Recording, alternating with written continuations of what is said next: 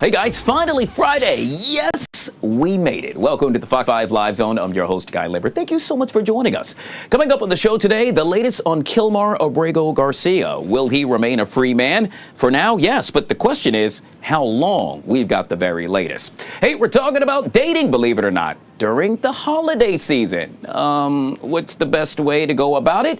Should you bring that new boyfriend or girlfriend home?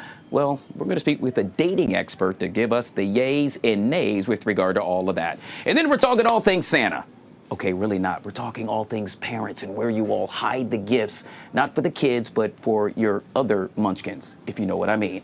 All that and more coming up on the show. But first, how about we talk weather? And in this case, what Santa loves, snow. Oh, I thought you meant me, because I've been good this year. Oh, you've been a good boy. Okay. Yeah. Tucker Barnes now joining us. Hopefully he'll bring me something fantastic this year. What do you want? New barometer. Top of the line thermometer. Is that what meteorologists ask for? That's all we ask for.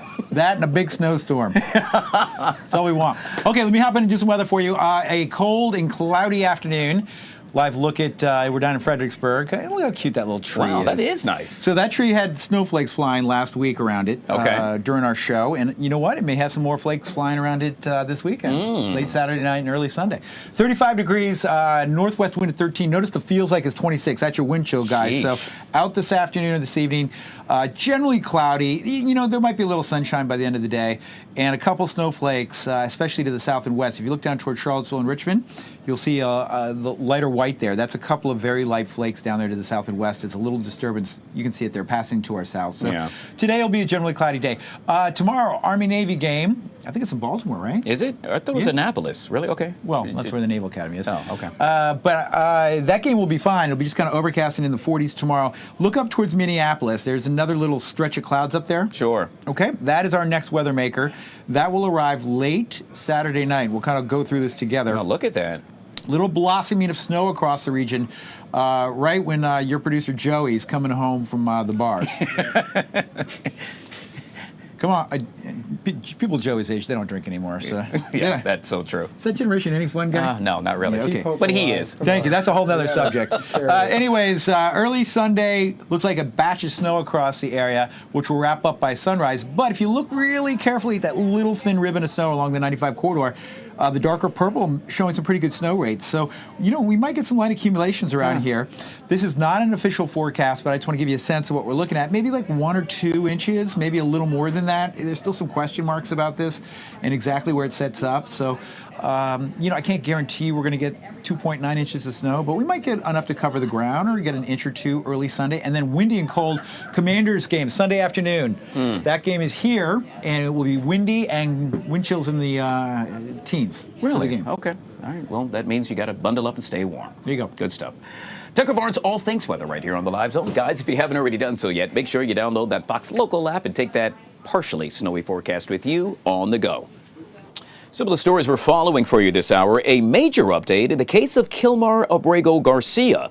A federal judge issuing a temporary restraining in the case, prohibiting immigration officials from detaining him. It comes as Abrego Garcia appeared for an immigration check-in in Baltimore this morning.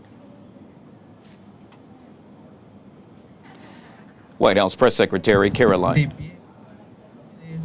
Y la lucha seguirá. Yo seguiré de pie, no le bajaré la cabeza a nadie.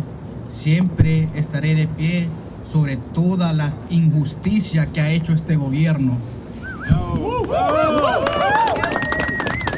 I stand here today with my head held up high, and I will continue to fight and stand firm against all of the injustices this government has done upon me. White House Press Secretary Caroline Leavitt said yesterday that the Trump administration will appeal that order. We are keeping a close eye on his home, our very own Saida Abbas outside of that home. And should anything occur, we'll take you there live right here on the Live Zone. Meanwhile, closing arguments are happening right now in the murder trial against Brian Walsh. He's charged with the murder of his wife, Anna Walsh, who was a D.C. real estate agent. He denies killing her, but did plead guilty to misleading police in disposing of her body. Meanwhile, the White House now vowing to roll out a new approach on health care after the Senate rejected dueling proposals for Democrats and, well, let's just say Democrats and Republicans. President Donald Trump says he believes both parties will soon be working together on the issue. Joining us now to discuss this and so much more is Miss Marley Hornick, CEO of Real America Vote, back here on the Live Zone. Marley, happy Friday to you and welcome back to the show. Thanks, Guy. Great to see you again. All right, let's jump right into this. We'll start off with the health care issue and or the lack thereof. We know that the White House now saying that President Trump will act if Congress cannot come up with a bill to fix rising health care costs. What do we need to see in order to have a resolution to this affair? One of the things we need to see is we need to see Americans taking more charge of their health care themselves. And I agree with the president's idea that the people should be receiving the aid from the federal government and not the insurance companies. I think at this point, it's absolutely clear that Obamacare has become totally unaffordable and is probably the leading cause of the so-called affordability crisis. And so one of the things we're going to have to come to terms with is focusing on RFK's agenda of making America healthy, lowering health costs or lowering health care costs by improving Americans' health in general. Yeah, it appears to be one of the top stories or top topics, if you will, for Americans throughout the nation. The question is, what will we see and how soon will we see it? Yet again, many will argue we do not want to see a government shutdown. Meanwhile, President Trump delivered remarks last night as he hosted a congressional ball at the White House. While speaking to a crowd of attendees, the president touted his administration's work on the economy. However, if you look at several new polls and several new reports, they state that Americans aren't too happy with the current status of the economy. What say you? Well, I think that's understandable. The inflation rates under Biden were over 5%. They have come down under the Trump administration, but admittedly, we're still struggling to figure out how to stop giving handouts to people and encourage American citizens to get out, join the workforce. There are 7 million empty jobs right now.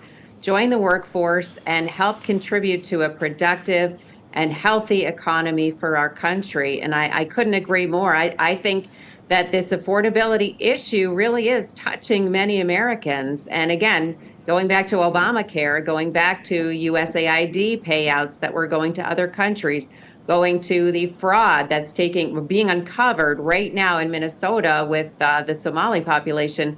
A lot of our taxpayer dollars have been literally going to fund fraud. And so that has to stop. That's the biggest cause of all of the affordability problems.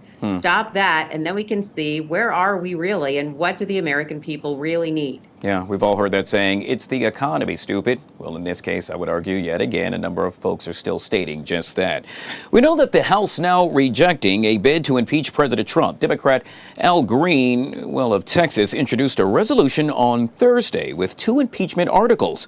Abuse of presidential power by calling for the execution of members of Congress, and abuse of presidential power to intimidate federal judges. A Republican motion to table that impeachment passed with help of Democrats. Apparently, a lot of fluff and, quite honestly, not going anywhere. What say you? One of the most extraordinary parts about our country and the nature of our founding is that Alexander Hamilton and James Madison deliberately pitted ambition against ambition. And they said in all of these agencies, these respective federal branches, executive, judicial, and legislative, we are going to see ambitious people who want to get their agenda at the top of the overall American agenda. And we're going to have to link their personal interests to the interests of their job. And I think that a lot of this conflict we're seeing is just healthy. I think it's been a long time since the American population has seen the branches of the government at odds with each other, sometimes very seriously. But I think that's healthy. I think that's part of how the founders saw our rights would always be protected, is that they would have to battle out their claims of power. And that's what we're seeing. The judicial branch wants more power. The legislators wants more power. The executive wants more power. We knew that was going to happen.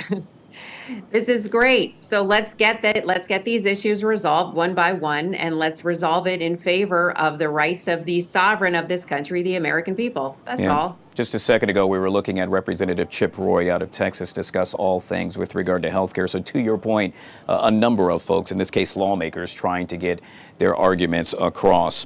Let's move on to a grand jury in Virginia, now again refusing to indict New York Attorney General Letitia James for mortgage fraud. It's the second big setback in a week for the Justice Department. Now, James has, in essence, denied all wrongdoing. Her lawyer will issuing a statement calling this third grand jury denial an unprecedented rejection that makes it even clearer that this case never should have seen the light of day. I'm curious, your take on all of this. Well, it's an interesting issue for me to cover because realamerica.vote has pending litigation against Letitia James right now in federal court in New York State for basically voter suppression and for retaliating against voters who had serious concerns about election misconduct possibilities, had audited federal records maintained by the state, and the Attorney General came down. She retaliated against those citizens and accused them of violating the Ku Klux Klan Act by auditing her election and reporting serious anomalies to the State Board of Elections and to law enforcement. So as to the mortgage fraud issue, I'm not sure that I can give an informed opinion. Basically, why did the grand jury let her go? I don't know exactly in this case. Whether or not the Attorney General of New York State is a clean hands official operating in good faith is something that realamerica.vote is actively litigating. We don't believe that her behavior against New York State citizens shows that she does have the integrity needed to lead New York's law enforcement department. I guess we'll have to just wait and see. Yet again, we have been speaking with Marley Hornick, CEO, Real America Vote, joining us on the Live Zone. It's always good to see you. Make it a great day. Thanks. Well, a dramatic escalation in U.S.-Venezuela tensions has erupted into the headlines as American forces seized a massive oil tanker off the coast, prompting many to denounce the move as international piracy. Joining us now to discuss this and so much more is Young Voices senior contributor Joseph Bouchard. Joseph, always good to see you, sir. Welcome to the show. Good to see you too. Thanks for having me. All right, so let's jump right into this. The latest action, part of the Trump administration's intensifying military and sanctions campaign, well, it has a lot of folks talking, and we know that we're talking about U.S. fighter jets, jet patrols, and significant naval buildup in the Caribbean. Your thoughts on all of this? Yes, well, this is part of a maximum pressure campaign that really has started in 2014, but the Trump administration, both in the first term and now the second term, really ramped up. This is for a few reasons, but the biggest one of which is to really pressure Maduro to step down voluntarily as leader of what the United States calls a legitimate regime in Venezuela, and wants to usher in a more pro-U.S. government that would be more favorable to U.S. oil companies, that would perhaps crack down more on drug cartels or guerrilla groups that the Maduro regime is currently being accused of supporting through what the U.S. government calls the Cartel of the Suns, which there's very spurious evidence of this. But this is what the United States government is claiming at this moment. And it's basically part of this very maximum pressure campaign that's been going on for the last decade. Joseph, I'm hoping you could expand with regard to all things surrounding force-first strategies, because we know in the past it has really mirrored, let's say, past regime change, quagmires, if you will, and really destabilizing the region with ripple effects. Wouldn't you say so?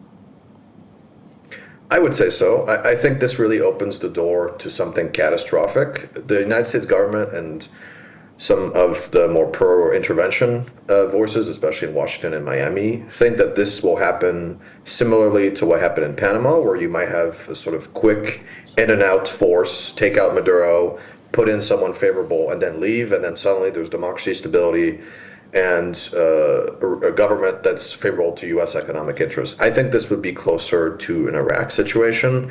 25% of the economy in Venezuela depends on drug cartels and guerrilla groups.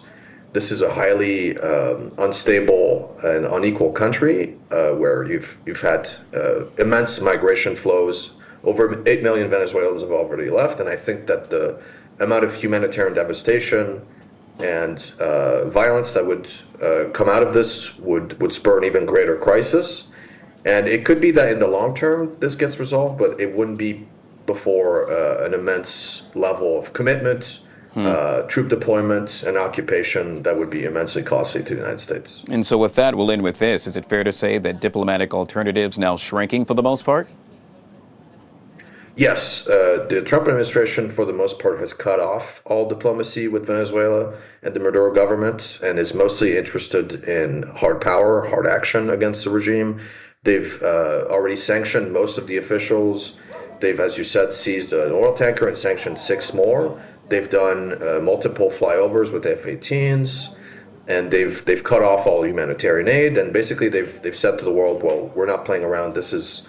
We're actually looking to change the government in Caracas and input someone that we would prefer for our interests." Yet again, something we will have to keep a close eye on. We have been speaking with Young Voices senior contributor Joseph Bouchard right here on the Live Zone. Make it a great day, my friend. Thank you. You too. Well, earlier this week, President Trump officially launched his Gold Visa Card, a new immigration pathway that will allow foreigners to pay $1 million to expedite their visa application, or have companies pay $2 million to sponsor a foreign worker they would like to bring to the U.S. Joining us now to discuss this and so much more is Mr. Ali Jangari, CEO and founder of EB5 Investors Magazine. Ali, always good to see you, my friend. Welcome back to the show.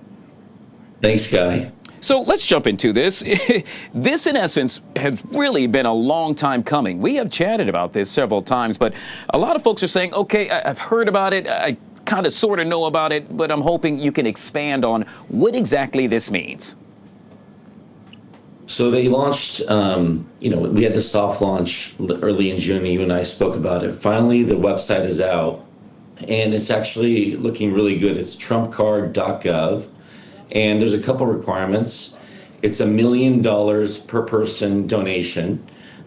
This goes to, obviously, the government to cut down on our deficit. It's a way to get into the country on a faster track. There's a $15,000 per person fee. And interesting enough, you can put your credit card in there. There's a I-140G form. And then they also check the source of funds on this. It's just one way of getting into the country lawfully, and basically it's a program that the U.S. created this year. There are a number of folks, and yet again we have spoken about this as well, but they're crying foul, saying, oh, okay, it sounds good, but to me it also sounds like, well, perhaps someone can just pay their way to fast track their way into our country. Nothing wrong with that, but what happens if that person happens to be a bad guy or a bad girl? What say you, sir? Well, this industry's been around since the 1980s in many different countries. It's not unusual to have this in many countries. So that's first off. It's nothing unusual.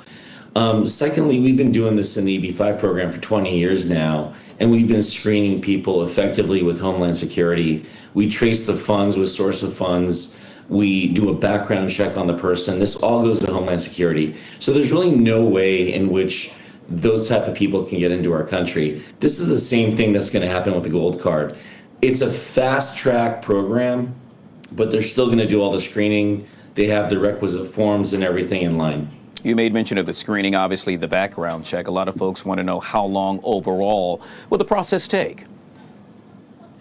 So it's contemplated it's going to be about 45 days, so it's faster than the EB5 program. But the difference is it's a donation. You're giving your $1 million to the U.S. government, which then the government, I guess, is going to use that for the deficit, which is different than the EB5 program, which is an $800,000 investment to create jobs. So these are a two-tier different programs out there right now. Last night, Jimmy Kimmel called the card the Get Into American Express card, which a lot of folks seem to snicker at. He also said the next card would be the Storm the Capitol One card. Go figure. I bring all of that up because, yet again, so many Americans that perhaps oppose a lot of the policy that President Trump actually implements are going to say this is not a good thing. And I want to make sure that you get your voice across and you say, what again, sir? Look at the history of what's been going on with immigration. This is the first time we have had positive investment immigration and actually capital coming in productively into the country. with this new administration and what they're doing right now, I think it's a positive thing. Much better than illegal immigration, in my opinion. You get screened, you come in, and you're contributing to our U.S. economy. People need jobs right now, and people need things like the EB-5 program and the Gold Card program promote our economy. So I definitely think it's a great thing that we've done now, is added this extra track for people to get in. The EB-5 program has been around for 20 years, and it's produced the Brightline train, Allentown City Center, the Skya Cordillera project in San Diego, the Philly Convention Center, Marriott Live downtown LA, the Samaritan Hospital, Harrison Hospital, Calhoun Hospital. All this money is coming from foreigners to create these amazing projects in the US. So if you're asking me, I personally think it's a great thing. Yet again, we have been speaking with Mr. Ali John Gary, CEO and founder of EB-5 Investors magazine. Always good to see you, my friend. Thank you, Guy. You bet. All right, folks, we're going to take our first break. On the flip side of that break, the Fed dropped the rate. So is it a buyer's market and or a seller's market with regard to real estate? We'll chat about that next, right here on the Live Zone.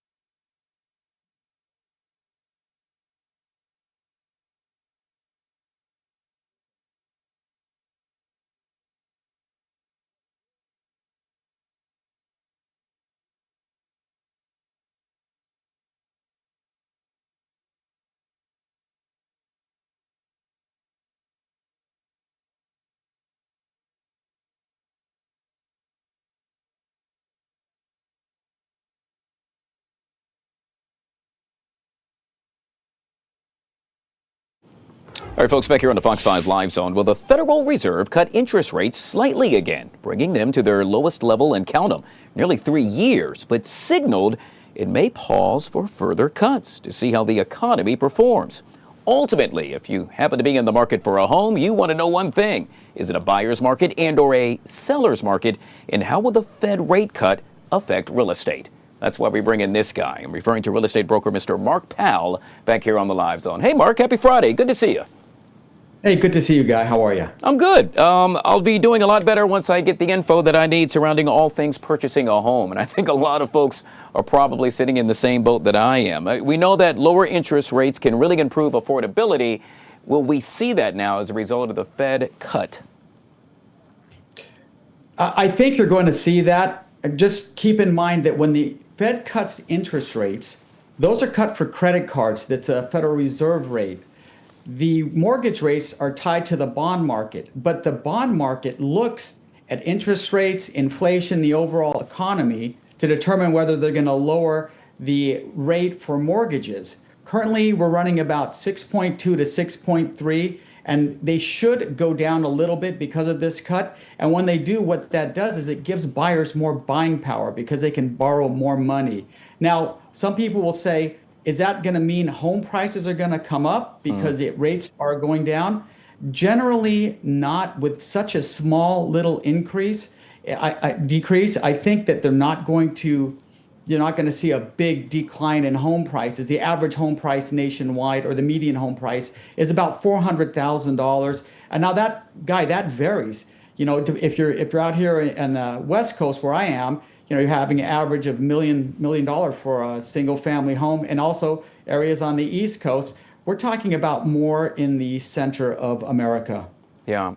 So, Mark, I'm hoping you can explain this. I saw a report where the Fed said, as a result of lowering the rates, that perhaps we're going to see not necessarily a real estate boom, but folks struggling to not only purchase homes, but to maintain ownership of their homes. Do you agree with that? No, yes, I agree with that. You'll find, Guy, that there's a lot of people who are actually living on credit cards. They're buying groceries with credit cards. And this coming shopping season, about 40 to 75% of the people purchasing gifts are going to use either all of their purchases with a credit card, or at least partial. So yes, I do see that. And what I also see is when it comes to refinancing. So about 70% or so people have an interest rate currently 5% or lower. And what people will do is they'll refinance their house when the interest rates go low. Remember, they were down around 2.5 or about 3%. So this is going to also affect people who have those higher interest rates, who purchased when the interest rates were over 7%. They might decide to refinance, loosening up a little bit of money for their everyday expenses. Yeah, yet again, something that we'll have to keep a close eye on. Not only that, but I'm thinking about all those investors, the guys and gals that are saying, you know what, I'm trying to make a buck long term. Yet again, is this a primary time in order to venture down that investor road? Oh, absolutely, because when the interest rates go down, the borrowing for the investors go down. So they may be more apt to think about building that apartment complex or building those single family homes. Now, actually, when it comes to purchasing a house, because you asked earlier, is it a buyer's market or is it a seller's market? We have a saying, marry the home, date the rate. That means that buy the house that you like, and if the interest rate drops, you can always refinance. If the interest rates happen to go up, hey, you did a good thing. You bought your house when the interest rates were low, like those people who purchased at 2.5 or 3%. And there's also some talk about something called mortgage portability. That's where the government is looking at allowing people to keep their low interest rate. So if you had a 2.5 or 3%, they will allow you to transfer that interest rate on the purchase of your new home. And then that way, that'll loosen up the inventory. More people will be able to purchase using the lower rate that we have right now, which is hovering around 6.2 to 6.3. But that rate depends on a person's credit score. So if you have a good credit score, you're going to get that. If your credit score is not so good, you're going to have to pay a little bit more. And then one thing also, because they lowered the rate, people should check their credit cards and make sure that decrease in your interest rate is reflective on your credit card, because they may not just lower it. You have to check your statement and go, all right, am I getting that 0.25% reduction in my interest rate for my credit cards? Yeah, that caught the attention of a lot of people, I guarantee you that. I got about a minute left, and I want to make sure we touch on this, and that happens to be pricing discipline. Does it remain? Yes, it does a little bit. Now, when people are going to purchase a home, they have to look at things like affordability. Now, with skyrocketing rates, I have to tell you, I bought a steak yesterday. It was $21 a pound at the grocery store, and I didn't know cows were so expensive today. Everything is going up. So people really have to budget. You don't want to be something called house poor, where 40 or 50% of your income is going to the mortgage. You want to stay around 30 or 35% debt to income ratio, so you can at least afford to buy that $21 a pound steak, which I thought was just insane. So with that being said, I must ask, how do you eat your steak, my friend? Oh, I cooked it myself on the barbecue. I have it wired now. Medium or medium rare? Medium well, just right in the middle. Perfect there you go. Steak. And a good man. Maybe one day we can share one together, okay?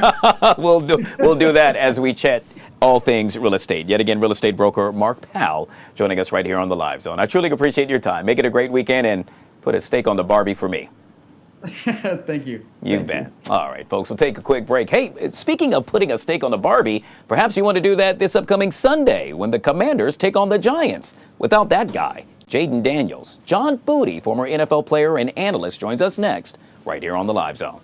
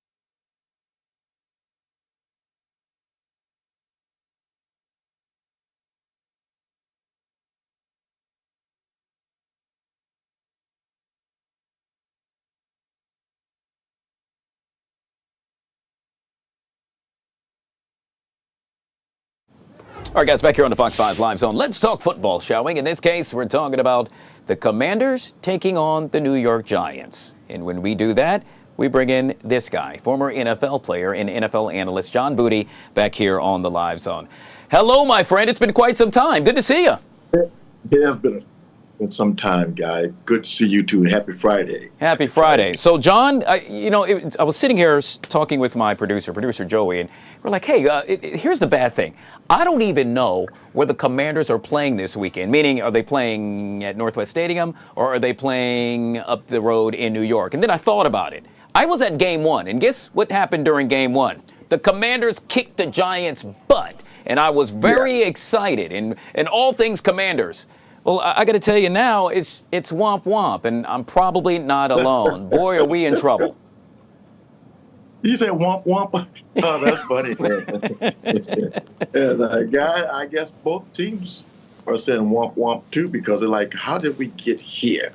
How did we manage both teams being our record the way it is? So we got one team is going to say we got to change guys womp womp to hey, we want it. You know?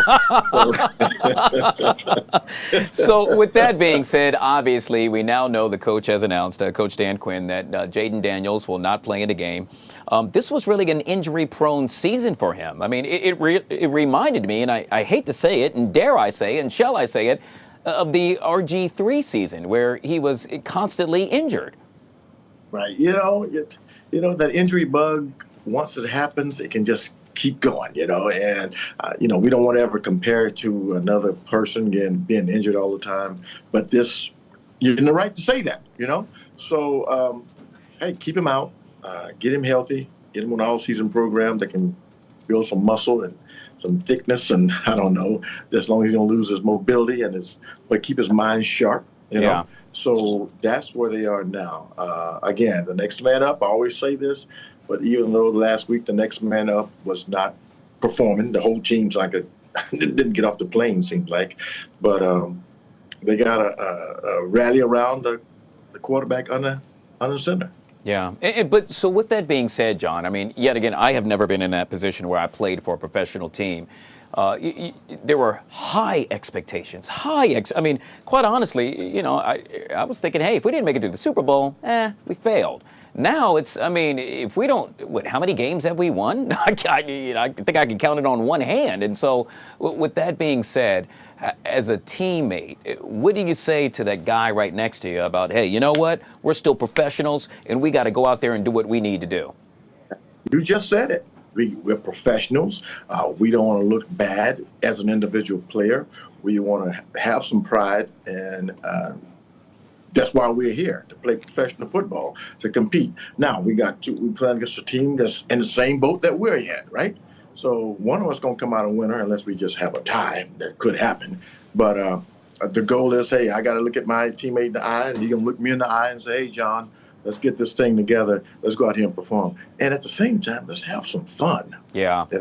Where's the enthusiasm? You got to have some enthusiasm about this. Yeah, I think you hit the nail right on the head with that one. And, yet again, that's why, you're the professional. You're right. Let's have some fun. And I think that's something that perhaps that's been missing within that locker room for quite some time with the amount of losses that they've now tallied up. And it hurts now. That does bring the morale down. It brings the enthusiasm down. But you got to dig deep and find it. So what about those who say that, I guess, there's a couple of games left, but the Commanders should tank all their remaining games? Why? To get that infamous draft pick, if you will. Yeah. I don't believe in that. As a player, you don't believe in that, because if we tank, that means some people are going to come in and take our position, I don't know who it's going to be or what pick they're going to make, but at the same time, that pride thing. The fans can say that. Some other folks can say that. Some media people may say that, but I don't believe in it. But tanking, the league don't believe in it either, because you can get fined for trying to tank a season. You can lose draft picks. I think there was a team that did just that, the Miami Dolphins, I believe. I could be wrong. I hope the Miami Dolphins don't come out from saying it, but you don't want to do that. But fans, they're gonna say it. Those who play that fantasy league, they want their players to play well, but I don't think they want the players don't want to tank. Yeah. They want to go out with pride. And with that being said, let's go ahead and put it on paper, if you will. In this case, what do the Commanders need to do in order to secure a victory this upcoming Sunday against the New York Giants? Well, I think they can have a running game against the New York Giants.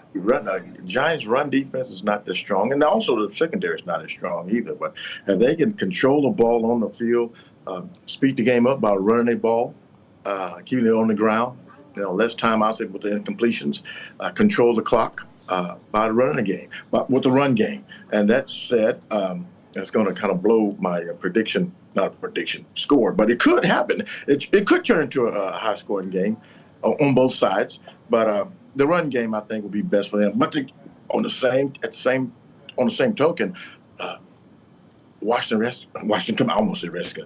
Commanders, their defense got to play well, because they gave up some points last week. Yeah, they gave up. And the Giants are putting up points too, even though they're not winning games. They're putting up points. Yeah. That's it. When I play Madden with my my friends, we call that a major beatdown, and that's exactly what took place for the Commanders last week. Let's hope it does not take place this week. So you kind of touched on the final score. Can you give us your prediction? I was watching some highlights of predictions, or not predictions, but some pregame talk about the Giants and Commanders. And this was back in 1966. Wow. One of the highest scoring games ever. 72-41. Washington Redskins versus the New York Giants back in 1966. I was 1 year old at the time, and I remember that game. I'm just teasing on that. But the score is 72-41. Washington came out on top. Now, if that can happen, both teams can score on each other. I'm not going to say that's going to be the score, but what a fun game that was. Just watch my offense play, right? Well, I can tell you one thing, John. That won't be womp womp. That won't be womp womp there, man. That will not. All right. Well, yet again, the Commanders taking on the New York Giants this upcoming Sunday. Hey, guys, don't forget we have the pregame with our very own Chad Ricardo prior to the game. Yep. Go ahead. That is not my prediction score now. That's not. I I'm pretty sure folks know that. But I'll tell you, 72 points, that might be. One last thing, Guy. Uh-huh. One last thing, if you don't mind. I'm going to cut you off. But you inspired me, and I was practicing with my one hand from that one hand catch you made. Man, I said, I can't let Guy go out and beat me. So I'm going to try it one time. Wait there. See that? There you go. I caught the nose of the ball, baby. Huh? That's why he's one of the best to do it. Ladies and gentlemen, John Booty, former NFL player and analyst, joining us right here on the Live Zone. Make it a great weekend, and let's go Commanders. Let's go Commanders. All right, folks, we're going to take a quick break. Hey, on the flip side of that break, Annie Mae joins us. What are we discussing? This right here, the AI McDonald commercial. Well, it got pulled. You'll see and hear why next, right here on the Live Zone.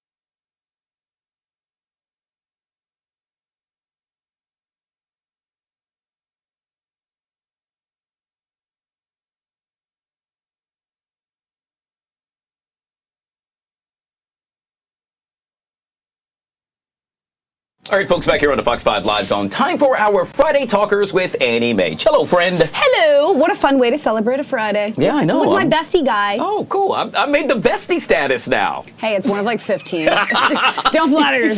See her? It's one of like 15. Well, that happens to be one of the stories you're talking about at home, including these as well. Hey, it's a problem that most parents face, Annie Mae. In this case, where to hide the gifts, not that Santa is bringing for the children, Not but Santa. The other ones that mom and dad perhaps may want to give to little Jimmy or Jessica. In this case, a number of parents are now, well, saying, guess what? When I do hide them, I can't remember where I've hidden them at. 55% of parents admitted that their hiding skills sometimes gets the best of them, so much so that another 29% say, guess what?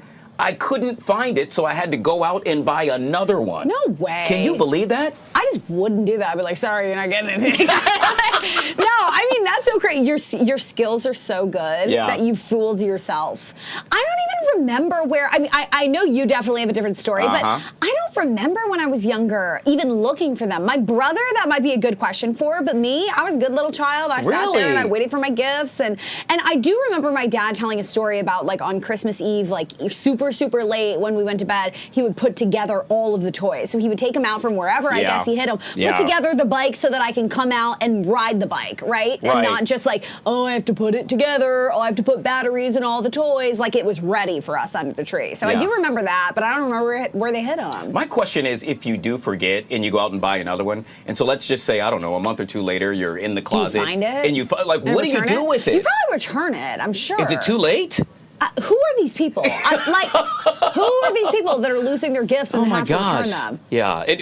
I'm not a parent, and to my understanding, nor are you. To my understanding, so I think I'm not either. I haven't experienced this as yet, and so I'm curious. Parents at home, let us know. Hashtag Fox5 Live Zone. And where are you hiding these things at? And when you do hide them, where do you end up finding them at? And how long? That's really important. Guy as a kid was always on the prowl. Oh, I was always on the prowl. Gift. Didn't find anything. Bad kid. Bad. On the prowl. Let's move on to the next one before I get myself in trouble and become the Grinch. We're talking about the younger generations, and they're all about crafting this holiday season. Hey, I'm not the younger generation, but that's me. Crafting. According to recent trends, a growing number of Americans are making their own Christmas decor this year.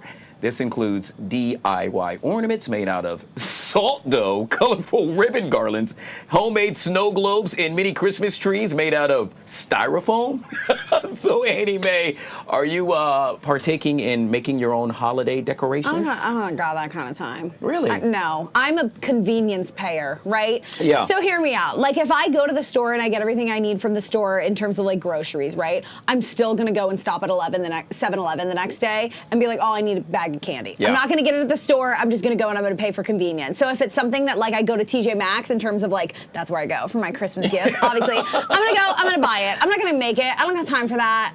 That's not for me. Yeah. But I don't know. That's cute. The idea is there. It's not for me. Yeah, it's really interesting because that's something I would do with my mom as a kid and my siblings. Yes. But not as like a young, 20, 25-year-old, single guy. Yeah. I wouldn't do something like that. To your point, yeah, I'm buying it. And quite honestly, in this day and age, I'm going to hop on Amazon and have them deliver it. Deliver it to me. ASAP. Let alone going out into a public store. I'm going to have it delivered to my house. I mean, come on now. I agree. Gosh, I made some ugly ornaments when I was a child. Really? And we still keep them. They're like the little ugly ornaments that you Yeah. have. Everybody has them with the little popsicle sticks Right. that you made in preschool, and it's like a picture of me and like a snowflake on it. I'm like, and then I got cake all over my face Oh, because it was gosh. a birthday party picture or something. I don't even know. Yeah, it's the Those cutest ugly thing. little things. I visited my mom for Thanksgiving, and they had, I was in my room, and it's funny, I saw my hand. You know how, like, you're 5 years Yes. old and you do that imprint thing? Handprint, yeah. And so I was like, wow, my hand used to be like that small. It was the coolest thing. I just sat there for a while. It is, and then you're like, oh, Yeah. I have the same. It is cute to bring it out every Christmas, and the ones from younger are cute. I don't think a 27-year-old ornament is that cute. Well, let's find out from the guy who happens to be that age. Producer Joey. Look what at do you us think? hanging out in the super source Let's here. All go. This one's really going to creep you out. I take you to the Netherlands, where McDonald had to pull this 45-second AI-generated ad from their YouTube channel over the weekend. It showed what could go wrong during the holidays using the Oh my slogan, gosh. the most terrible time of the year. Oh, that's People funny. have called the clip creepy. I am vehemently, morally against this. What do you guys think of AI-generated Christmas ads? I think AI is harmless if you know it's AI. Yeah. I think AI in a whole other conversation of the many different departments it's making its way into, I think it's a little bit more harmful. This is funny. Yeah. Like this is funny, and it's commercial. And if you just put AI generated, whatever, who cares? Put it in the beginning you're and then so call it right a day. about that. You have to Yeah. preference it, I think, because otherwise the one lady whose coat got caught in the door and she's being yeah. dragged, Yeah, is she good? Yeah, like, is she all right? But if you know it's AI, it's fake, who cares? It's I kind of think it's funny. funny. Also, I think anyone with a brain cell can tell that this is AI. I mean, whatever. Anybody over the age, never mind. Never mind. Anybody under the age of 35 can Yeah. tell that this is AI generated. Wow. Should I up that number? Yeah, 35? up it a little bit. There 50? you go. Thank you. 50? Yeah. Oh, man. Because you I could hope tell that that this. cat's How okay. old are you, Guy? I'm way under that. You're like, thank no, you. no, we're done for the day. I'm way under that. And with that, we're gone. Annie Mae joining us with our Friday Talkers with an assist by producer Joey right here on the Live Zone. We'll take a quick break and we'll be right back.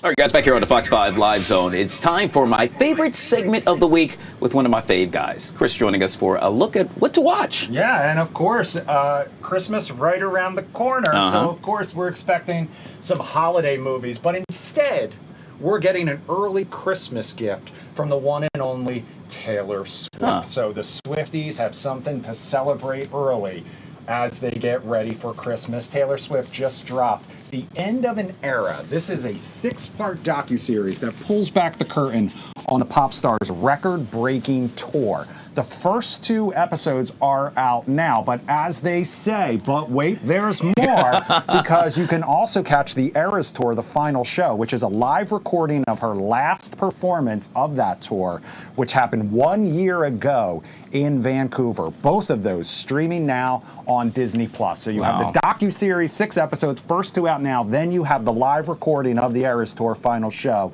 in Vancouver. So she's really pulling back the curtain on what went into this record-setting tour, because remember, I mean, this just we'd really never seen anything like it in terms of ticket sales, the dedication from the fans, the globe-spanning, the career-spanning set. It was really something to behold. I am not a Taylor Swift fan. Don't kill me, Swifties. But what I will say is I'm going to watch this. I want to see what the hype is all about. And I feel as though perhaps I would miss a part of history if I did not. Well, and, you know, that's what's really interesting. And, you know, I actually regret not going to the Eras Tour when it was touring. I know she didn't come to DC, but, you know, with all due respect, you know, I'm not the biggest Beyonce fan in the world. Right. I absolutely adore her, and I think she's amazing, but I wanted to go see that show, to your point, because someday I'm going to be able to tell my kids, I saw Beyonce, the same way my dad would say that I saw X, Y, or Z type of a thing. And Taylor Swift is one of those artists as well, I think. And so I regret not seeing it. But I did watch the version that came out.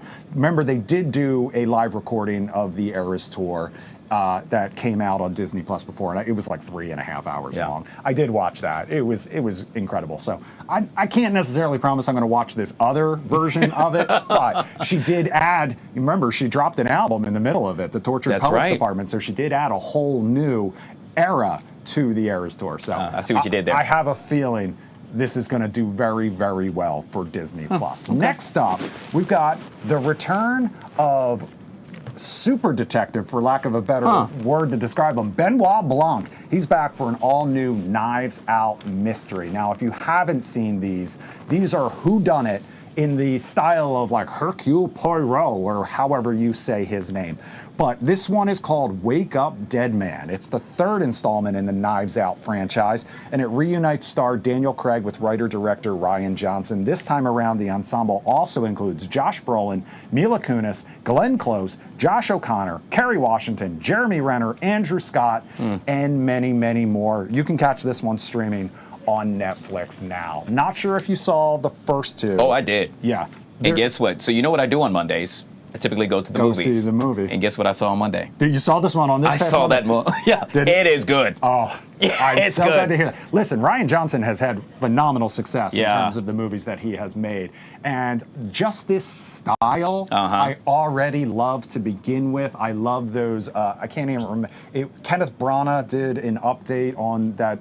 I tried to say his name earlier. Yeah, I'm horrible with it. I failed miserably at it. I believe he's like Belgian or something like that. Anyway, I love those style, and these are such great. They all come together at the end, and Daniel Craig really seems to relish this role. He's really good. It's a case of who done it, and I know who did it. Well, no spoilers here. No spoilers here. All right, also, we got a couple new series out this week as well. And we're going to start off with one that's holiday related. So if you're a fan of holiday shows or movies and British humor, this one might be for you. It's called Man vs. Baby, and it stars Mr. Bean alum I love this Rowan guy. Atkinson. All 4 episodes are on Netflix now. And I was just telling Makia that if you're a fan of like Love Actually, you know, in addition to Mr. Bean, Rowan Atkinson absolutely steals the show in that movie, in the scene at the department store with Alan Rickman, where he's gift wrapping the present for Alan Rickman's mistress. And he is a generational talent. And And very rich, too. Very, very wealthy indeed. All right, Paramount Plus has the new limited series called Little Disasters. It stars Diane Kruger, who you may remember from like Troy. She was also in the National Treasure movies. Yeah. She plays it, well, it tells the story of an emergency room doctor treating one of her friend's children for an unexplained head injury and the dilemma over whether or not to make a report to Child Social Services and the impact that could possibly have on their friend group. Disney Plus has season 2 premiere of Percy Jackson and the Olympians. Hulu has the season 2 premiere of Dance Moms: A New Era, and Netflix has the new Simon Cowell docuseries, The Next Act. It's about his search for the next great boy band. Remember Simon Cowell, the man behind One Direction? Yeah. And this also dives into his reaction to the death of former One Direction star Liam Payne. But it's also, so it's a little bit documentary and it's a little bit like reality show search for another star. Also out right now, the Bel Air finale, that's on Peacock. This is the season 4. There are a lot of spoilers already out about a surprise cameo at the end that may have some ties to the original show, I know Fresh who it is, Prince of Bel Air. So, you know, just a heads up. All's Fair finale out as well. That's the Kim Kardashian legal drama. That's on Hulu. F1 the movie making its streaming debut. Wow, that's just now? Yeah, that's on Apple TV Plus. You can check that out. It was in theaters, then it was available pay on demand. This is now, if you have an Apple subscription, you can check it out. Regretting You, that's it's a romance drama. It was based on a Colleen Hoover book. It's available now, pay on demand, but I got a chance to catch up with star Allison Williams. You can check out that full interview on YouTube, but that's also out now, available on demand for the first time. Wow, so good stuff. That's your full list of everything. Well, not everything. It's impossible to keep up with everything new, but that's some of the stuff. All right, you forgot two things. 7:30 tonight, Do You Like It or Not? You could watch him. And then at 9 o'clock, talking about Live Zone Prime Time. All right, with Tony P. along with Chris. Appreciate you, my friend. Thank you so much. All right, guys, we'll take a quick break and we'll be right back.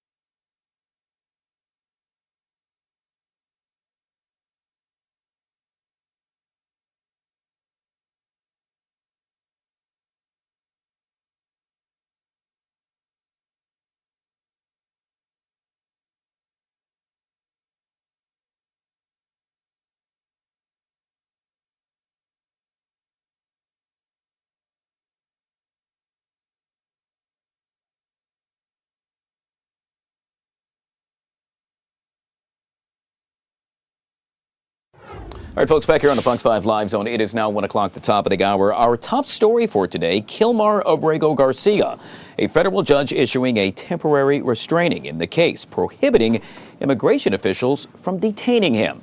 It comes as Abrego Garcia appeared for an immigration check-in Baltimore this morning.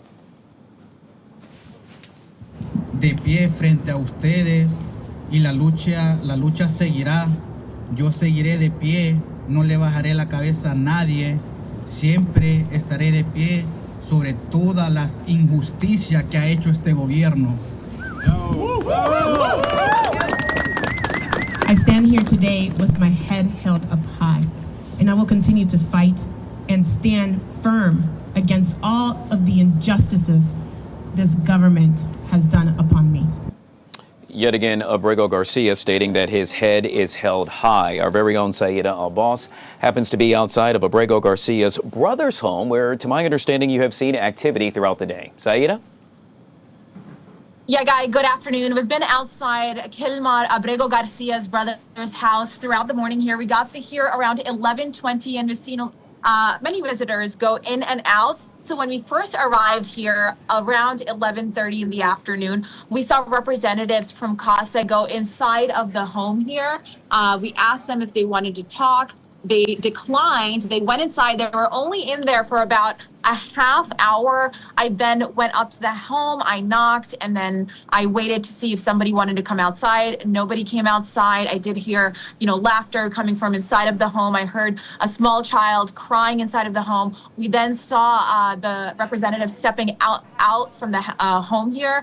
We asked one more time. They said they did not want to comment. They got back in their cars, and then they left. Then a little later, we saw a woman who, was coming up this way from the street. It seemed like she was either a relative or a friend, and she walked up to the door. She knocked. They let her inside. That was around 12 o'clock, and she was speaking in Spanish. She went inside. After that, shortly, I think about 10, 20 minutes later, we saw another woman who was in this car here, this red car.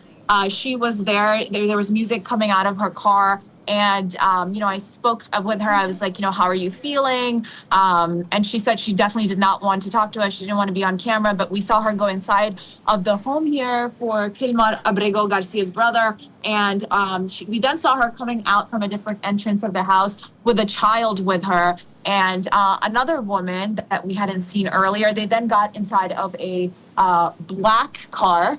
And then they left and went that way. When we first came on the scene, we saw many cars outside. Of course, this is a big story, so we saw different members of the press here. But that's what we have seen so far.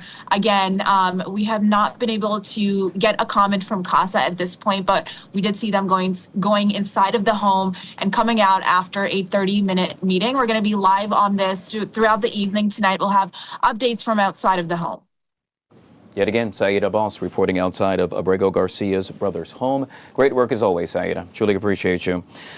We can also state that the White House press secretary, Caroline Leavitt, has stated yesterday that the Trump administration will continue to appeal the order surrounding Kilmar Abrego Garcia. Meanwhile, also happening today, closing arguments happening right now in the murder trial against Brian Walsh. He's charged with the murder of his wife, Anna Walsh, who was a D.C. real estate agent. He denies killing her, but he did plead guilty to misleading police in disposing of her body. Speaking of court cases up the road in New York City, Luigi Mangione, well, he's back in court today for day 7 of a crucial pre-trial hearing in the killing of United Healthcare CEO Brian Thompson. That happened last December in New York City. A major point of contention is whether or not the search of Mangione's backpack, which turned up items like a pistol, a silencer, and notebook, was actually legal. We are joined now by Mackenzie Joy Brennan, federal trial attorney, to my understanding, outside of the courthouse. Mackenzie, always good to see you. Glad you're staying warm.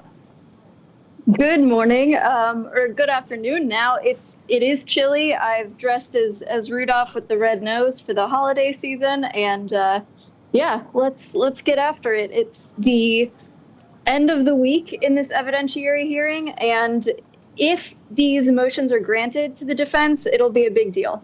All right, so what have you witnessed thus far in with regard to the big deal? Well, walk us through that, because obviously you're a federal trial attorney. There are so many folks saying, hey, I don't understand. What do you mean? They picked up his book bag. Why can this not be used as evidence, if you will? Right, and I do think this is a long shot for the defense. There were other motions earlier that ended up being granted, but because of exactly what you're saying, it's a long shot. Now, when he was arrested at that McDonald's on a tip from the public, they searched his bag incident to that arrest. And his initial arrest was only for forged documents. And that was what uncovered the ID that connected him to the hostel rent in New York City right before the shooting. And then Later, they added on additional charges that connected him to the murder. But when he was arrested, technically he was not being arrested on a violent crime. It was just on the forged ID, and they did not have a warrant to search his bag incident to that arrest. Now, Pennsylvania police officers have been testifying today and earlier through the week about how that is their policy incident to an arrest to make sure that nobody has any dangerous bombs, weapons, anything that might harm bystanders, police officers, anyone nearby. So they were saying that they invoked that right under Pennsylvania law, although they did not clear the McDonald's of customers. So there is an argument to be made that they didn't see real danger around. Yeah, it's really interesting because the police officers involved, and they testified saying, hey, this is standard procedure. But yet again, how could that be if it happens to be illegal? Correct. And I think what will likely happen here is the judge will allow it because a warrant was eventually obtained and the bag would have been seized incident to that forged documents arrest. And so the material would have been obtained regardless. You know, they eventually got a warrant for the bag. It is a permissible policy under Pennsylvania state law that often officers are allowed to search incident to arrest.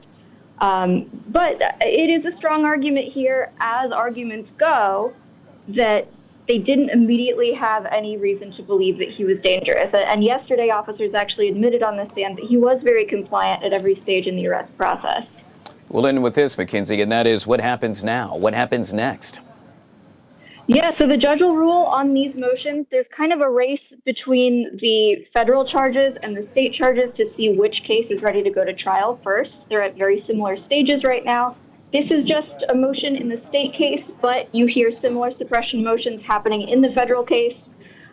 We did see the state terrorism charge dropped in this state case, and that was the only thing qualifying the crime for first-degree murder under New York law. So the first-degree murder charge is also dropped. So he's only facing second-degree murder in the state case, but he still faces the death penalty on the federal trial side for terrorism charges. Yet again, we'll keep a very close eye on all things surrounding Luigi Mangione.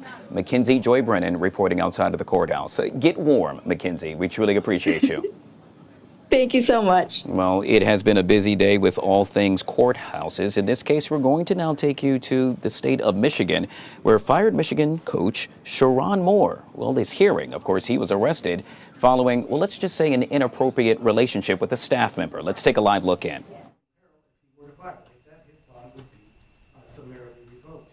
In terms of surrendering the passport, Your Honor, there's no really indication that he is a flight risk. My client has those established ties that I talked about. But in addition to that, Your Honor, he would have an order from the court, like everyone else does, that there would be no leaving the state, let alone the country, without permission of the court, and he would certainly abide by that. Your Honor, with respect to the request for a mental health evaluation, I will represent a few things that are my understanding, again, without being privileged to have reviewed discovery. My understanding is that following his arrest, my client was taken to the St. Joseph Mercy Health System for an evaluation, a mental health evaluation. My understanding is following that evaluation, he was not turned over for a commitment, but instead turned back over to law enforcement for lodging. That's where he's been at the Washington County Jail since. I can also tell the court that the Community Mental Health Department saw my client yesterday for an evaluation as well, without any further recommendation. If you make that a condition of bond, I can tell the court that he get a mental health evaluation, he will absolutely comply and follow any aftercare recommendation. Lastly, Your Honor, with respect to the bond amount. I forgot to speak about weapons. He has no weapons, but he'll surrender. If you order that he surrender any weapons that he doesn't have, he'll be glad to comply with that condition. With respect to the bond amount, Your Honor, in a case like this, with charges like this, in a normal circumstance, we'd be requesting a personal recognizance bond and frankly expecting the court to order that. We all know this is not our ordinary circumstance. It's not an insignificant amount of money to anyone. And I ask that the court set the bond amount to the principles not of my client, bank account, but to the principles of the charges and to the principles of the courtroom. Therefore, I'm requesting that if the court orders a monetary component at all, that it be with a $25,000 10% privilege.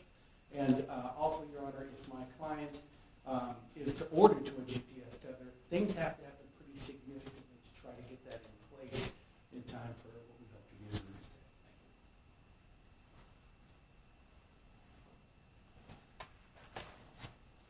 Thank you. Mr. Moore, could you state your name, please?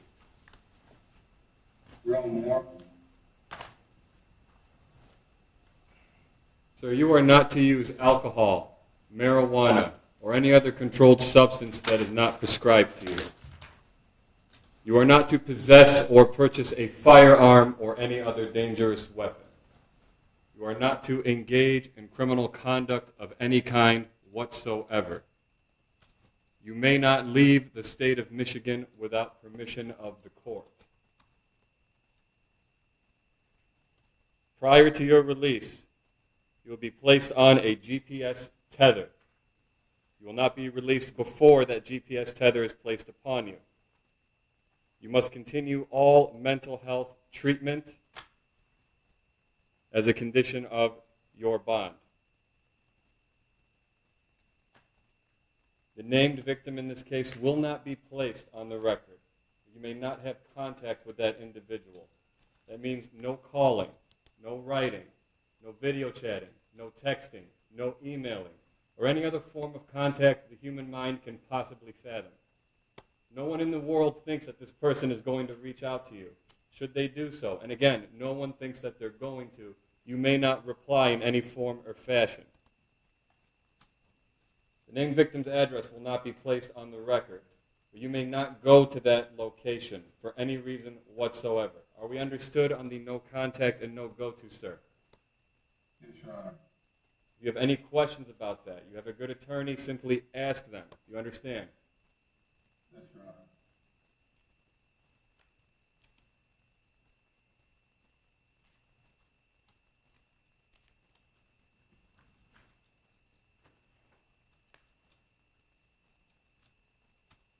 Bond will be set in the amount of $25,000 cash surety, as requested by the prosecution's office. This court does not determine innocence or guilt. This court determines flight risk and community safety. The court finds with these conditions in place, it has been met. Mr. Simon, we are setting probable cause conference at this time for January 8th due to the holidays and scheduling. Is that a good court date for you? Your Honor, my client will waive his right to have that next court hearing within 14 days. I've discussed that with him. I also tried to coordinate calendars with Ms. Zmiersky. In support of that, I think we're both available on January 22nd. The court would order that. And I'll add one more thing for the record in support of that. I understand that there is continuing investigation. So in addition to the discovery I don't yet have, there may be even more. So it will be January 26th, 2020. January 22nd, then. January 22nd, 2026, 9 a.m., 14A1 District Court, Courtroom C. That will be in person. Sir, do not violate these bond conditions. Follow all orders of the court. Stay in contact with your lawyer. That concludes this hearing. Thank you, Your Honor. Thank you very much.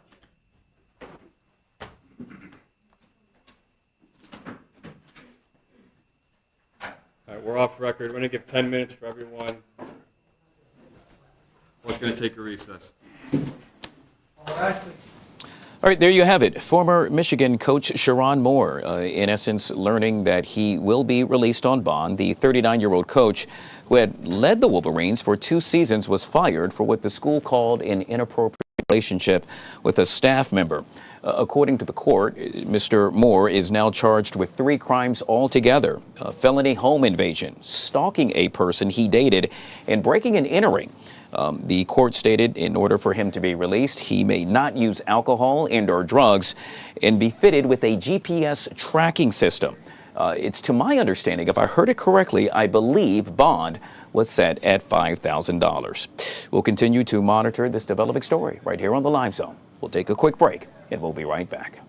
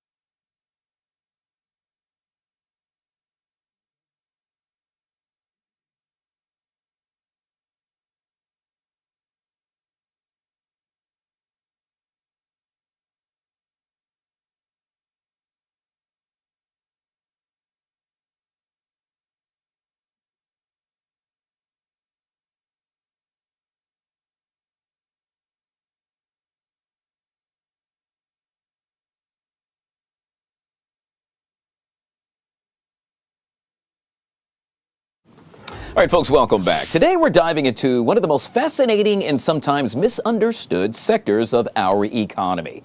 I'm referring to Wall Street. From the hustle of trading floors to the strategies that drive investment decisions, the world of finance is often shrouded in complexity. But fear not, my friends. Joining us today is a true expert. I'm referring to Mr. Mark Byrne. He is a CFA, a seasoned financial analyst, and oh, by the way, author of the new book, Making Wall Street Irrelevant: Successful Investing Made Simple. And with that, Mark, I say welcome to the show. I know we have been trying to conduct this interview for quite some time. Thank you for being patient, and we're glad to have you. Well, thank you for having me. But of course, and so I got to ask, what really prompted you to write this book? Well, about a decade ago, I was publishing articles on investing site that became very popular. There's a series of about 10 articles, and they're about how I built my portfolio over a lifetime. And several of my followers at the time kept telling me I should I should write a book, and so it'd be easier. They were printing it off and putting it in a file to give their kids later on. So eventually, I finally decided, okay, I'll go ahead and write it. It took me several years, but now I'm very happy with the results. Yeah. One of the things within your book that you discuss happens to surround compounding. And I got to tell you, I do this for a living. I talk for a living. And so a guy that's like me that's saying, you know what, am I that dumb? Well, please do tell. Educate me, if you will, with regard to all things compounding. Well, compounding is actually a simple thing. I think it was Albert Einstein that said it was the eighth wonder of the world. And I believe Warren Buffett, one of the greatest investor of all time, mimicked that same sentiment. It's basically buying and holding and being in the market long term, buying quality and sticking with it. But mainly there's a twist on it, similar to what Mr. Buffett has done. You buy quality companies that pay dividends that rise every year like clockwork for decades, and and then reinvest those dividends and keep putting away, buying, adding a layer upon layer of such investments year after year. And you focus on your income rather than on what the balance of your portfolio is. And that's where the compounding comes in. I include several actual real examples of ordinary people with ordinary jobs, like a teacher, a secretary, a postal worker, a janitor even, who applied this method of investing, and each one of them ended up with over $5 million. Wow. It's just a matter of sticking with it, having a plan, and being consistent and disciplined. Yeah, which yet again speaks volumes with regard to who you are, sir, and why this information is so vital to have. What is your preferred holding period for an investment? Forever, if I can. I mean, as long as the fundamentals remain positive, I'm going to hold on to it forever. Wow. And so with that, can anyone really use your methods, let's say, explained in your book? Because one of the first things I'm going to do is pick it up and say, you know what, this guy did it, perhaps I can as well, simply by reading your book. Yes, exactly. I think it's for everybody, regardless of where they are. It's never too late to get on the right path. You don't have to start big. You can start small and build over time. I mean, my wife and I did that, and it's worked out just fine for us. Let's talk about income, if you will. Is there a certain level of income needed in order for all of this to work? No. I mean, really, you just have to live within your means, whatever that means for you. And then just put a little bit away each month. Just be consistent. And you can start out just investing in the index funds with no loads and low expenses, so that all your money is working for you. You don't need an advisor. That's the thing is, it all seems so complicated, and that's the way Wall Street wants it. Because if everybody's overwhelmed and fears what the investing, then they make more money. It's when people take control of themselves that they do much better. Well said. Yet again, the name of the book entitled Making Wall Street Irrelevant, Successful Investing Made Simple. The author, Mr. Mark Byrne. We truly appreciate your time. Congratulations, sir, on all your success, and I cannot wait to get my hands on the book. Oh, thank you very much. But of course, sir. All right, folks. Well, if it's happening and it's happening now, we are taking you there. In this case, the Ronald Reagan Building right here in the nation's capital, where Homeland Security Secretary Kristi Noem, well, she's speaking on the current state of the border at the 8th Annual Homeland Security and Defense Forum Border Security Symposium. Let's take a live look in. virtually have left voluntarily through our communication efforts, through the efforts of facilitating plane tickets, and also $1,000 reimbursements for those who choose to go home voluntarily with the opportunity to come back the right way someday. We have seen an incredible amount of interest in fixing things that have been done wrong in the past. As a result, we have also deterred countless would-be border crossings from entering into our country. DHS, as you know, was founded after 9/11. It was founded to put all of the government agencies and components under one umbrella to fight terrorism and to protect the homeland. And that's exactly what we're doing under President Trump. From January to November of this year, ICE alone arrested and removed over 1,100 known or suspected terrorists that were on our terrorist watch list from January through November. And we're driving that number up every day. That is not counting the individuals that were arrested and encountered by other agencies or departments. President Trump has designated many cartels and gangs, other criminal groups such as foreign terrorist organizations, and designating them under that allows us to go after those killers with more tools than we've ever had before.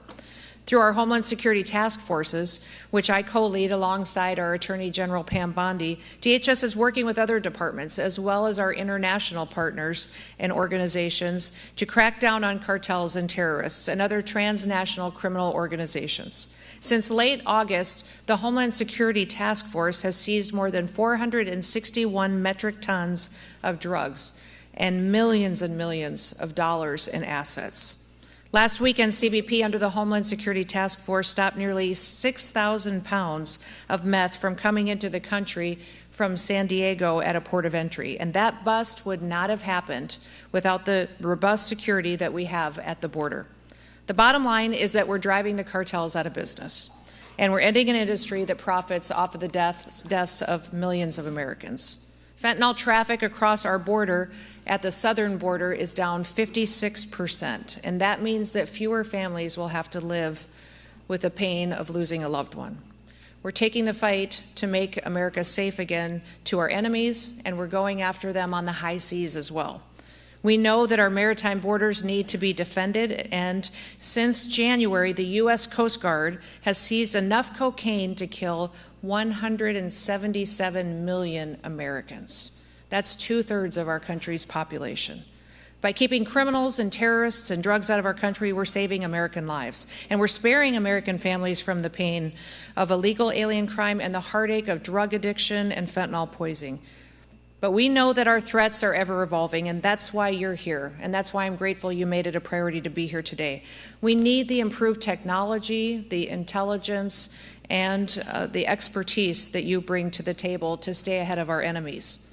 Thanks to the big, beautiful bill, we have funding that we can make sure that the Department of Homeland Security has what we need to get equipped to prepare for the future. We focus on merit. We're ensuring that we get the best products so that we can keep the American people as safe as possible. And as a result of everything that we've been doing, Americans are getting back to work after years of illegal aliens taking their jobs and flooding our market and using those resources to support other entities besides American families. In the first 8 months of the Biden administration, 88% of new jobs went to foreign-born workers. In the same period under President Trump, 100% of American jobs went to American-born workers. Overall, that's more than 2.5 million Americans that went back into the workforce. Now, as President Trump continues to stand up for our citizens and prosperity on the global stage, he also is working to enforce American tariffs. CBP is responsible for implementing and for enforcing all tariffs, and in January, CBP has collected $1 billion from tariffs, taxes, and fees. And what there actually are and what we are utilizing them for is a negotiating tactic. They serve as a stick, so to be, to bring people to the table. And if a company or a country doesn't like tariffs, a simple solution exists. Invest in America. Meet our demands. Meet our safety protocols. You won't regret it, you won't have any tariffs, and we want to do business with you if we do it the right way. And we will rely on our international relationships and partnerships to keep our country safe. As President Trump's DHS secretary, it's been an absolute honor every single day to get up and to have a purpose of safety and security with the United States and be able to negotiate with our international partners. And since January, we have secured, under the Department of Homeland Security, over 30 international agreements that don't just tighten our security operations, but they also help us with travel, and 17 of those I have personally signed with our international leaders. For example, the biometric data sharing partnership agreements that we've signed with countries in the Western Hemisphere have allowed us to identify threats to the United States and to the region. And these data exchanges have allowed us to better understand the movement of bad actors in the hemisphere and identify them if they come to the United States. Many of you have the technology and the innovation to help us do that even better. And among those that we have identified, we have found nearly 100 known and suspected terrorists just from those agreements that we've signed in the last several months. America is not just a nation that is important, but it also needs to refocus on being the Arctic nation that it is, and we have been since the 1850s. Under President Trump, we're finally acting like it. We need to revamp our shipbuilding industry to revitalize the Coast Guard to help defend it. And last month, I hosted the ministers from Canada and Finland here in DC to continue our icebreaker collaboration effort, our ICE Pact, to strengthen our maritime capabilities, to rebuild America's shipbuilding industry, and to increase our presence in the Arctic region to deter our adversaries.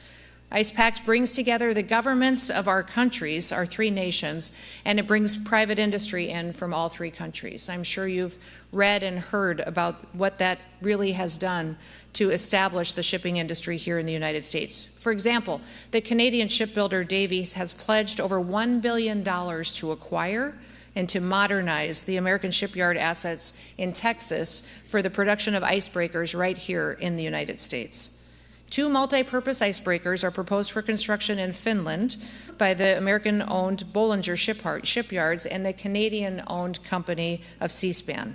And working with the Department of Labor, we've deployed millions of dollars in grant programs to create the International Shipbuilding Fellowship, which will fund opportunities for American workers to travel to Finland, to learn from them and their expertise, and to bring that skill set back here at home to deploy. We're doing all of that because the American people deserve the security, they deserve the prosperity, and the future that will come from it. And we need groups like you to make it happen. You are the innovators. You see the challenges that are coming and you help us tackle them with your expertise and your knowledge. You create the solutions that propel us forward, and you don't give up until you do. And that's really what the American spirit is. It's what drives us forward as a nation. We're all doers, and we always have been. As my dad raised us, he told us we don't complain about things, we fix them. And I want to thank you for being here today to help us do exactly that. That's exactly how our ancestors carved 13 colonies out of an unforgiving wilderness. It's how we tamed the Wild West, it's how we founded a nation, and it's how we landed on the moon. That spirit that built America is what made us great, and we need a lot more of it. What do we need from industry? We need your technology. We need your wisdom, your expertise. We need agility. We need you to be quick and fast and deploy. Under the Department of Homeland Security, I have personally reviewed over 9,000 contracts myself to ensure that they're not only the correct contracts we should be signing as far as deploying resources, but to do it quickly and be accountable to taxpayers. Know that when you work with us, that it will meet a need that we have to secure the homeland, but also that it will be something that is appropriate and correct, will be evaluated, and will be deployed at an efficiency to the taxpayer. We have saved over $13 billion at the department just by reviewing and renegotiating contracts, making sure that we're doing the right thing and stretching every single dollar as far as we can to take care of people and to keep them safe. We need your new solutions to meet the threats of tomorrow so that we can build an America where we can protect America and where we can uphold the principles and the law for which it was founded. If you care about all of that, and if you want to be a part of the team and continue to help us, gosh, that would be absolutely fantastic. We need you. We face more threats than we ever have before, not just from enemies that are here within our borders, but from those far beyond. Not just from individuals, but from groups, cartels, terrorists, and even other countries that wish to take America out. Our threats are great, but our people are even greater. And I want to thank you for all that you do to help us to achieve safety, but also hope and happiness here for our families that live here. So I just want to thank you all for being here, for what you do, for loving this country, and may God bless you for partnering with us in new ways each and every day. Have a wonderful afternoon. Thank you for giving me a few minutes to visit with all of you. And with that, I will yield back, but does anybody have any questions? I'll take a couple questions before I leave if you've got some. Yes, ma'am. Yep. We have a contract on your desk right now to review We're going to negotiate a contract right here today. I love it. I want to know what we're going to do to improve and quickly put in place AI-enabled surveillance on our borders to improve the false alarm rate, which is very, very high right now and causing a lot of pain to the folks in the field who need this. Yeah, as you know, we had a plan under Trump 45 to build the wall, and the wall is not just an infrastructure of a primary wall. There's a secondary wall and the technology and surveillance equipment that actually goes with it as well. And as we do that, and this is the largest project that's ever been undertaken, I believe, in the world, to build an infrastructure project of this magnitude. And having the right technology to tell us when there is a threat at that border is important, but also we need to know when it's not a threat and it's something else. So your contract, I don't know the specific one, but I will go look at it. It's not on my desk yet because I just cleared my desk this afternoon. But I will. But that is one thing that we need, is not just technology, but technology that's reliable, that gives us the correct information we need to keep people safe. So we have already done the many contracts to deploy and building of the border, but we are going to continue to allocate those. I think we have put those out faster from the OB3 funding than ever done before as far as the contracting process has gone, but we'll continue to ensure that those systems get installed and online as soon as possible. What else? She shut it down, didn't she? With the yes, sir. Last one, and then I better let you get back to business. Ma'am, not a question, but I'm not going to speak for everybody here, but for me, just want to say keep it up. Oh, thank you. I appreciate it. I appreciate it. Well, God bless you. You have a wonderful day. Thank you, everybody.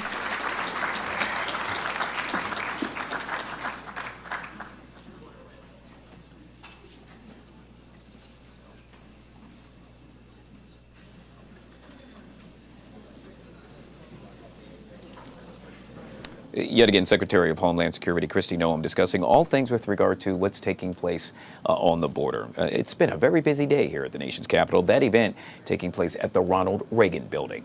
We'll take a quick break and we'll be right back.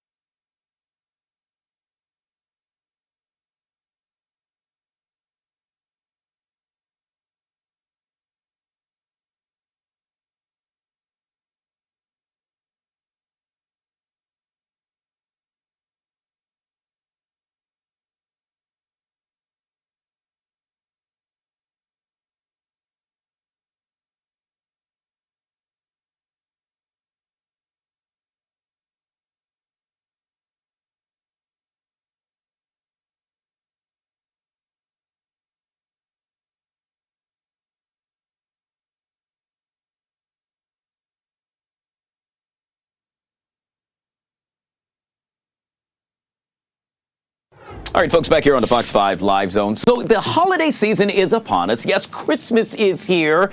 And with that time of the year comes, well, dating. But as I bring in producer Joey, I guess dating is easier said than done. You know what I need? What is that? I need what these girls had. If catches a girl can get burned. You know what this is? Matchmaker. Make me a match. Find me a find. Catch me a cat. From Fiddler on the Roof, of course. You know what's so funny? I had to see it before I remembered it, and you are so correct. Speaking of matchmakers, well, I got to tell you, we have one of the best joining us in just a second. That's because, well, the holiday season brings a mix of celebration, stress, and heightened emotions, especially right here in the nation's capital. And I'm talking about DC singles, navigating new relationships and family expectations or the pressure to find a meaningful connection. Hence, enter this guy. I'm referring to Adam Cohen Aslati. Why? Well, he's the CEO of 3 Day Rule, and I must say it's a modern matchmaking service with more than 250,000 relationship-ready singles. But he's the guy that's going to tell us all about it. Adam, always good to see you, my friend. Happy holidays. Thank you guys for having me, and happy holidays to all those singles out there. I figured you'd get a kick out of that SOT we played with the young ladies looking for the perfect matchmaker. I love it. Well, let's talk about one of the things that folks are going to be discussing during this time of the year, and that is there's a lot of stress during this time of the year, and it's surrounded by, well, let's start off with the holiday gift aspect. So you meet someone new, and you're not sure, well, should I get him or her a gift? What say you, sir? Okay, so it depends how long this relationship has been going on for. If this is a new fling, a new thing, and you're trying to, going at your own pace, don't go crazy. Don't buy them a Mercedes-Benz after the first date, guys. Although, if you bought me one, I don't know that I would turn it down. But I don't think you need to go big. You don't need to go ostentatious. You need to go thoughtful and meaningful. So here are my tips for holiday gifts for a new relationship. So number one, think about an activity date. This is kind of a gift that you're giving to them and kind of to yourself as well. So think about doing an event. So whether it's a sporting event, a concert, ice skating, a bowling night, something that you guys can do together as a gift for the other person is also really fun and shows that you're thinking about this relationship in the future, like it's going to continue. That's a positive indicator for a relationship. And the second one I would say is give something that's thoughtful. So around the holiday season, it's cold outside, nothing too personal, a hat, a scarf, some slippers, a robe, or in a conversation, if they dropped a hint, I really like that book, I really like that thing, I'm missing a toaster. Think about what they've said in conversation that they're missing. Maybe they dropped you a little hint and give them a nice, cool, and fun little surprise. Yeah, as a guy who loves toast, I mean, that makes a lot of sense. Perhaps I get her a toaster, and then guess what? Like you said, I could share in that present as well, Just put a little butter on the toast and we're good to go. Absolutely. Well, you know love it. what? The holiday season, too, you think about those long-term relationships. If you've been in a relationship for, 3 or 4 or 5 years, don't buy a toaster. Don't buy a Keurig. You got to get something a little bit more meaningful. That's why you're one of the best. Hey, so we have a lot of folks that are saying, you know what, I plan to go see mom, dad, perhaps grandma, grandpa during the holiday vacation time, if you will. And so with that being said, they're going to walk in, and what's that first question that mom, dad, grandma, or grandpa will ask? Hey, are you single, and why are you still single? To which you should say... Ooh, there's so many things I want to say about this. But what I will say, if I were in your shoes and I were single, I would say, hey, mom and dad, hey, grandmother, I've been single for a little bit, and that's why I hired a matchmaker. And starting in January, I hired someone to vet my singles for me, plan my dates, and send me on these magical experiences so that I don't waste my time, I don't waste my money, and I'm only dating with intention. And that's going to start in January. So let them know you have a plan. Let them know that next year it's very possible that you're going to end up with a nice little partner with you at Christmas time or the holiday season. Wow. Other things you can say to them outside of, you hired a matchmaking company. By the way, January, February, and March is the best time to be dating. The largest number of high-intense singles are looking for love. So you can also tell them, hey guys, did you know that dating is seasonal? January, February, and March, I'm saving my time and energy for the beginning of next year. And for right now, I'm pampering, I'm getting to know myself, I'm loving myself, and I'm just enjoying the holidays. That reminds me of that song, Looking for Love in All the Wrong Places. Well, apparently it's all the wrong places until January, February, and March. I think that's just so cool. Yeah. Hey, Adam, I got to ask. So those that do decide to take, let's say, that partner that they're dating home with them, and it's the first time they're about to do that major introduction, there happen to be do's and don'ts, correct? Yes, there are do's and don'ts. I think the big do when you're bringing a new partner around your family is you got to prep them. When I got into my relationship that I've been in for 15 years, this was right before Thanksgiving, and I literally got a dossier, like a schedule of who every single person is, what I should talk about, what I shouldn't talk about. This is not meant to scare you, but there are certain topics that may be off limits with certain people in your family. So let your partner give you the lay of the land, who everyone is, what the relationship's dynamics are. I think that's really important. And I would say have your partner stay with you for the majority of at least the first hour, because if you are off on your own, you might get cornered. They might be asking very involved questions, very personal questions. So try and stay connected with your partner at the beginning. And then I would say, as someone who's experiencing a new family or someone else's family, make sure you bring a gift and give compliments. That's the best way to ice break with someone. You look beautiful. Your house is beautiful. You know, your family looks gorgeous. Whatever you want to say, lead with a compliment, lead with a gift. Always smile. How can you be mad at someone? How can you be, interrogating someone who has bright, shiny teeth and a nice smile on their face? Yeah, it's that gift thing. I got to do a better job at that. And to your point, you're right. I can remember it so many times. You get there, you're with someone new, and all of a sudden you're hanging out watching the football game with dad, and, that partner of yours gets cornered. Oh, my God. Talk about a red flag. 100%. Well, I have to say also, you also, the big don't, I would say, if you're going into and meeting your partners or your boyfriend, your girlfriend's family, is try to not be the center of conversation. Try to not be the center of attention. Have, surface level conversations, get to know people. But I would say don't try to come in with this massive personality, because then all eyes are on you, and that might be too intense for a first encounter with a family. So go slow. Wow. Proceed with caution, have good conversations, but don't go in there, looking large, having this massive personality right out the gate. Let them get to love you, and make sure that they also feel like you're the slow burn that's there forever. Yeah, hence you probably don't want to talk about that trip to Spain to go see the Commanders. Just leave that for next year, right? We'll end with this. Yes. And that is on a serious note. And I did not know this, but December happens to be the loneliest month of the year. And the more I think about it, I could see why, because a lot of folks who are single don't have someone that they can call that they truly love. Yes. So December tends to be a lonely time of the year, as does Valentine's Day. If you're single and you're seeing everyone snuggling up together, December is also the height of cuffing season. So people get out of bad relationships and they immediately don't want to be alone, so they connect with someone new for the winter months. I would say let's be intentional and not just connect with someone because it's cold outside. You can snuggle up to a pillow. You can snuggle up with anything warm and a fireplace. You don't need a person. So don't rush into relationships. But what I would say is, if this time of year does feel lonely, the best thing to do is to not be alone. The best thing to do is to be out there and put yourself out there. Go to those holiday parties. Go to those holiday markets.